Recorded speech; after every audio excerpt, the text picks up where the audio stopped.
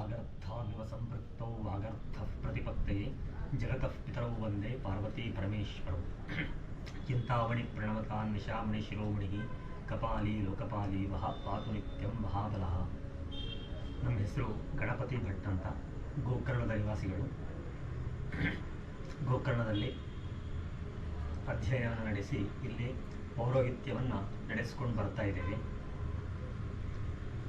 ಈ ಗೋಕರ್ಣ ಕ್ಷೇತ್ರ ಎನ್ನುವಂಥದ್ದು ಗೋಕರ್ಣ ಸದೃಶಂ ಕ್ಷೇತ್ರಂ ನಾಸ್ತಿ ನಾಸ್ತಿ ಜಗತ್ರಯಂ ಮಹಾಬಲ ಸಮಂ ಲಿಂಗಂ ನಭೂತೋ ನಭಿವಿಷ್ಯತಿ ಅಂತ ಕ್ಷೇತ್ರ ಪುರಾಣದಲ್ಲಿ ಬರುವಂಥದ್ದು.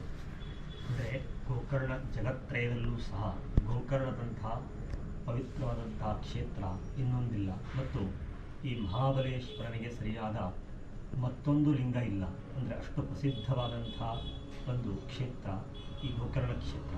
ಈ ಗೋಕರ್ಣ ಕ್ಷೇತ್ರದಲ್ಲಿ ಎಲ್ಲ ರೀತಿಯ ಅಂದರೆ ಶಾಂತಿಕ ಹಾಗೂ ಪೌಷ್ಟಿಕ ಹಾಗೂ ಪೈತೃಕ ಕಾರ್ಯಗಳನ್ನು ಎಲ್ಲರೂ ಸಹ ಬಂದು ಮಾಡಿಕೊಡ್ತಾರೆ.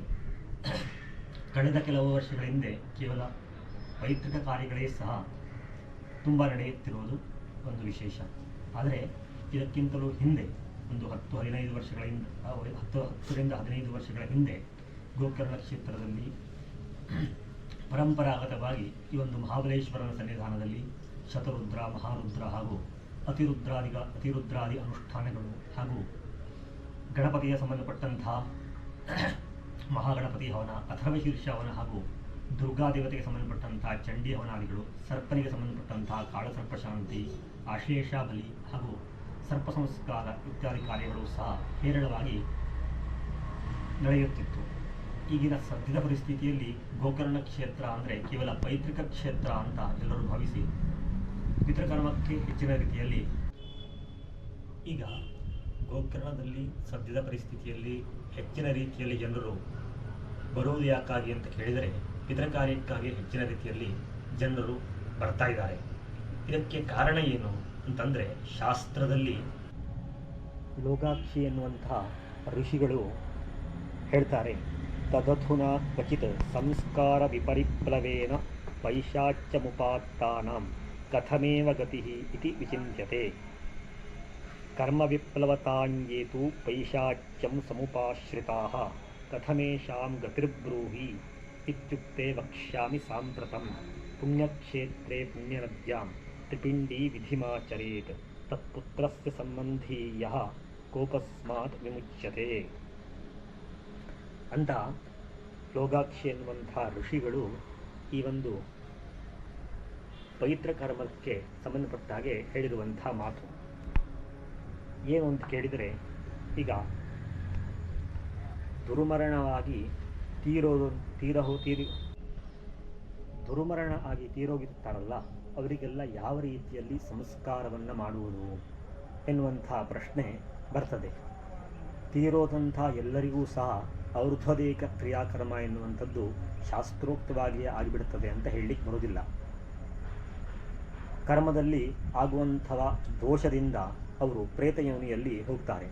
ಅದಕ್ಕಾಗಿಯೇ ಈ ಒಂದು ಕ್ಷೇತ್ರದಲ್ಲಿ ನಾರಾಯಣ ಬಲಿ ಶ್ರಾದ್ದ ಹಾಗೂ ತ್ರಿಪಿಂಡಿ ಶ್ರಾದ್ದ ಅಥವಾ ಪೈಶಾಚೋದ್ಧಾರ ಅಂತ ಒಂದು ವಿಧಿ ಇದೆ. ಆ ವಿಧಿಯನ್ನು ಮಾಡಬೇಕು. ಅದರ ಮೂಲಕವಾಗಿ ಆ ಮೃತರಾದ ಆತ್ಮಕ್ಕೆ ಸದ್ಗತಿಯಾಗುವಂತೆ ಆಗುತ್ತದೆ ಅಂತ ಈ ಋಷಿಗಳ ಅಭಿಪ್ರಾಯ. ಪಿಶಾಚತ್ವವನ್ನು ಯಾರು ಪಡೆದಿರ್ತಾರೋ ಅವರ ಮಗ ಅಥವಾ ಆತನ ಸಂಬಂಧಿಕರು ಅಥವಾ ಇನ್ಯಾರೋ ಅವರ ಕುಟುಂಬಸ್ಥರು ಪುಣ್ಯಕ್ಷೇತ್ರದಲ್ಲಿ ಹಾಗೂ ಆ ಪುಣ್ಯಕ್ಷೇತ್ರದಲ್ಲಿನ ಪುಣ್ಯ ನದಿಯ ಸಮೀಪ ಈ ಒಂದು ನಾರಾಯಣ ಬಲಿ ಮತ್ತು ತ್ರಿಪಿಂಡಿ ಶ್ರಾದ್ದವನ್ನು ಮಾಡಬೇಕು. ಈ ವಿಧಾನದಿಂದ ಆ ಮೃತರಾದಂಥ ಆತ್ಮಕ್ಕೆ ಸದ್ಗತಿ ಎನ್ನುವಂಥದ್ದಾಗ್ತದೆ ಅಂತ ಶಾಸ್ತ್ರ ಹೇಳ್ತದೆ.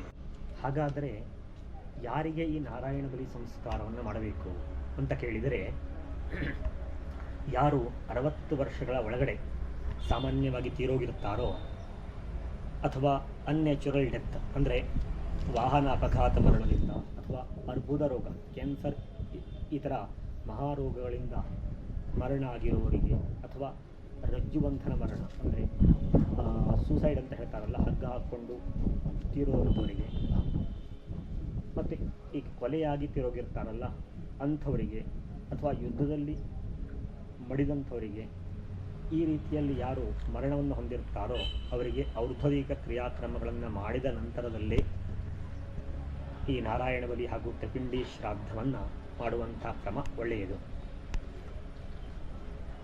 60 ವರ್ಷದ ಒಳಗಡೆ ತೀರೋಗಿರುವವರಿಗೆ ತುಂಬ ಆಸೆ ಆಕಾಂಕ್ಷೆಗಳೆಲ್ಲ ಇರ್ತವೆ. ಈ ಒಂದು ಔರ್ಧ್ವರಿಕ ಕ್ರಿಯಾಕ್ರಮದಿಂದ ಎಲ್ಲ ಆಸೆಗಳು ಅವರದ್ದು ಪೂರ್ತಿಯಾಗಿ ನೆರವೇರುತ್ತದೆ ಅಂತ ಹೇಳಲಿಕ್ಕೆ ಸಾಧ್ಯ ಇಲ್ಲ. ಅದಕ್ಕಾಗಿ ಈ ಒಂದು ನಾರಾಯಣ ಬಲಿ ಹಾಗೂ ತ್ರಿಪಿಂಡಿ ಶ್ರಾದ್ದವನ್ನು ಮಾಡುವಂಥ ಕ್ರಮ ಶಾಸ್ತ್ರದಲ್ಲಿ ಹೇಳಿರುವಂಥದ್ದು. ತ್ರಿಪಿಂಡಿ ವಿಧನಾಯಸ್ತು ಸಂಸ್ಕಾರಂ ಕುರುತೆ ಪುನಃ ಪೈಶಾಚ್ಯಾತ್ ಸವಿಮುಚ್ಯೇತ ಪುಣ್ಯಕ್ಷೇತ್ರೇ ನ ಸಂಶಯ. ಗೋಭಿಲ ಎನ್ನುವಂಥ ಋಷಿಗಳು ಪ್ರೇತದೋಷಕ್ಕೆ ಪುಣ್ಯಕ್ಷೇತ್ರಗಳಲ್ಲಿ ತ್ರಿಪಿಂಡಿ ಶ್ರಾದ್ದದ ವಿಧಾನದಂತೆ ಪುನಃ ಸಂಸ್ಕಾರ ಮಾಡುವುದರಿಂದ ಆ ವ್ಯಕ್ತಿ ಎನ್ನುವಂಥವನು ಪಿಶಾಚತನದಿಂದ ಬಿಡಲ್ಪಟ್ಟವನಾಗುತ್ತಾನೆ ಅಂತ ಹೇಳಿದ್ದಾರೆ. ಹಾಗಾದರೆ ಪುಣ್ಯಕ್ಷೇತ್ರ ಅಂತ ಶಾಸ್ತ್ರದಲ್ಲಿ ಶಾಸ್ತ್ರಕಾರರು ಹೇಳಿದ್ದಾರೆ. ಪುಣ್ಯಕ್ಷೇತ್ರಗಳು ಅಂದರೆ ಯಾವ್ಯಾವ ಕ್ಷೇತ್ರದಲ್ಲಿ ಈ ಪಿಶಾಚೋದ್ಧಾರವನ್ನು ಮಾಡಬಹುದು ಅಂತ ಕೇಳಿದರೆ, ಕಾಶಿ, ಗೋದಾವರಿ, ಕಾಂಚಿ, ಗೋಕರ್ಣಂ, ಸತ್ಯಮಂಗಲಂ, ಮಧ್ಯಾರ್ಜುನಂ, ರಾಮಸೇತು, ಪಿಶಾಚೋದ್ಧಾರಣ ಕ್ಷಮ. ಇಲ್ಲಿ ಪುಣ್ಯಕ್ಷೇತ್ರಗಳು ಅಂತ ಹೇಳಿದ್ದಾರೆ.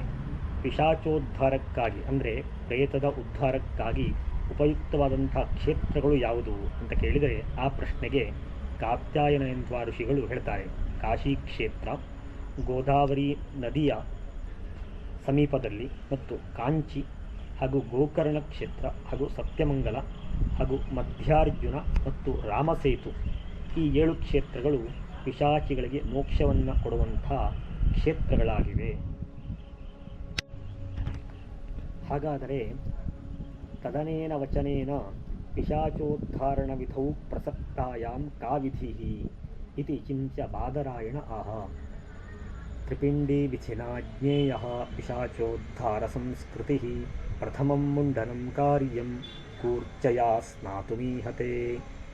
ಈ ಮಾತಿನಂತೆ ಪಿಶಾಚೋದ್ಧಾರ ಮಾಡಬೇಕೆಂದಾಗ ಯಾವ ವಿಧಿ ಎಂಬುದನ್ನು ಚಿಂತಿಸಿ ಬಾದರಾಯಣರು ಹೇಳುತ್ತಾರೆ. ಅಂದರೆ ಯಾವ ರೀತಿಯಲ್ಲಿ ಯಾವ ವಿಧಾನದಂತೆ ಈ ಒಂದು ನಾರಾಯಣ ಬಲಿ ತ್ರಿಪಿಂಡಿ ಶ್ರಾದ್ದವನ್ನು ಆಚರಿಸಬೇಕು ಅಂತ ಅದಕ್ಕೆ ಸಮಾಧಾನವನ್ನು ಹೇಳ್ತಾರೆ.